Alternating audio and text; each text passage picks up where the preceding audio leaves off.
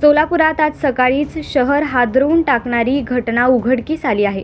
बेडरपूल येथील नळबाजार चौक परिसरातील एका घरात एकाच कुटुंबातील 5 जण बेशुद्ध अवस्थेत आढळून आले. यात कुटुंब प्रमुख पुरुष, त्याची पत्नी, आई आणि 2 लहान मुले यांचा समावेश आहे. सध्या सर्वांची प्रकृती चिंताजनक असून त्यांच्यावर वैद्यकीय उपचार सुरू आहेत. स्थानिक रहिवाशांना सकाळपासूनच या कुटुंबाचा काहीही संपर्क होत नसल्याने संशय आला. शेजाऱ्यांनी घराचा दरवाजा ठोठावला असता प्रतिसाद न मिळाल्याने त्यांनी पोलिसांना माहिती दिली. पोलिसांनी घटनास्थळी दाखल होऊन दरवाजा उघडला असता घरातील 5ही जण बेशुद्ध अवस्थेत आढळून आले. तातडीने सर्वांना रुग्णालयात दाखल करण्यात आले. या घराचे स्वरूप पाहून पोलीस व स्थानिक नागरिकांना धक्का बसला. घर अत्यंत छोटे असून त्याला एकाही बाजूला खिडकी नव्हती. घरात योग्य वायू विजन नसल्याने दरवाजा बंद केला की श्वास घेण्यास हवा सुद्धा आत येणार नाही अशी परिस्थिती होती. याशिवाय घरामध्ये अस्ताव्यस्त कपडे व सामान पडलेले दिसून आले. घटनेची माहिती मिळताच वरिष्ठ पोलीस निरीक्षक घटनास्थळी दाखल झाले. त्यांनी घराची पाहणी करून शेजाऱ्यांकडून माहिती घेतली.